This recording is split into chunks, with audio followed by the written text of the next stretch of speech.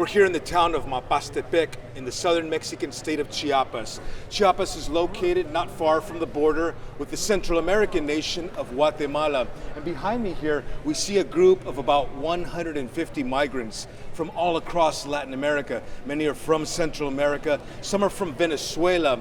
And the earliest group that arrived here, according to official estimates, was around 6,000 people. At this stage, there's only about, as I said, 150 of them left.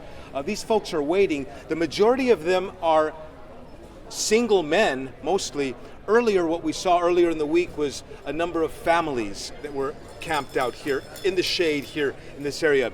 But in recent hours, the Mexican Immigration Service has been sending buses here to this location and picking up these travelers, the migrants, and taking them to a migrant processing center in a town not far from here. So we'd like to talk with one of the migrants and find out what is taking place in this location.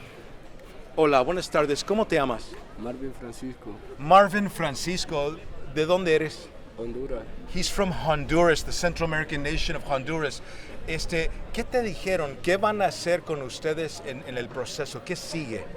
Según que los van a mandar a Arriaga y ahí los están dando permiso. Marvin Francisco says that this group of migrants is going to be taken to a town north of here, the town called Arriaga. They're going to be processed, and it looks at this point that a lot of the migrants will be receiving special documents that will allow them to stay legally in Mexico. Gracias, Marvin. Suerte. Thank you, Marvin. So Marvin tells us the story that they're going to be processed and given papers that will allow them to stay in Mexico legally, possibly achieving residency status so that will allow them to work legally here in Mexico. Now you can see people here are basically exhausted. The temperatures are running very high. This is December, this is January weather, winter time. And yet the heat is reaching a scorching 30 degrees Celsius. And so people are here waiting, hoping that they're not going to be deported. There's still a great amount of uncertainty, however, because the people could face the possibility of being sent back to their nations. Now, the people that we've spoken to in these groups here have told CGTN that they really do not want to return back home because there's nothing waiting for them back there. The economies of their homelands, Venezuela, Cuba, Haiti, parts of Central America, the economies in these places are basically devastated.